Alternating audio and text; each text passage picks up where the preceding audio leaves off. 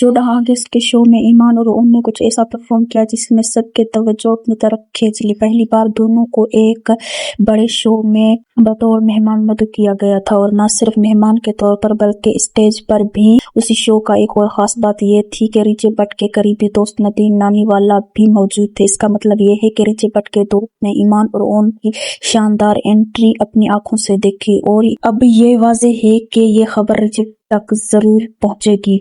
माशाल्लाह ईमान इस मौके पर बिल्कुल खूबसूरत लग रही थी, और जिस तरह से उन्हीं की इज्जत फराहम की गई थी वो वाकई काबिले जिक्र थी। खास बात ये थी कि खातून में ईमान स्टेज पर अकेली थी जो अपनी मदाहों से मिलने वाली मज़ाहियत करने के लिए आगे बढ़ी थी। बाज़ औक़ात इंसान एक चीज़ सोचता है लेकिन अल्लाह ताला ने उसके लिए कुछ और रखा हुआ है।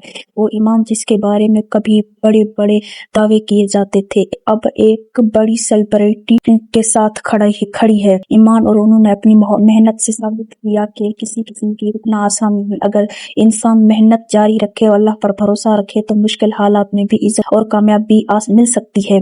अब सबसे दिलचस्प सवाल ये है कि जब रिची भट्ट और उनके अहलिया खान ईमान और उनके उसी तरह स्टेज पर देखेगा तो उनका क्या रद्द अमल होगा।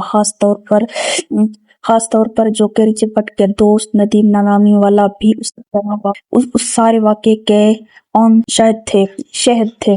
अगर चाहें ये कहानी मुमकिन है कि किसी के दिल में क्या चल रहा है, लेकिन ये यकीनी है कि ईमान का नई शोहरत बहुत से लोगों के लिए बाइस का बहस का मौजू बन गई है। ये मुमकिन है कि ईमान मुस्तकबिल में इसी तरह की मजीद बड़े प्लेटफॉर्म पर नजर आए। खैर, इज्जत और कामयाबी अल्लाह के हाथ में है। आपको ईमान और उनके स्टेज एंट्री कैसी लगी? बराए करम हमें कमेंट में जरूर बताएं।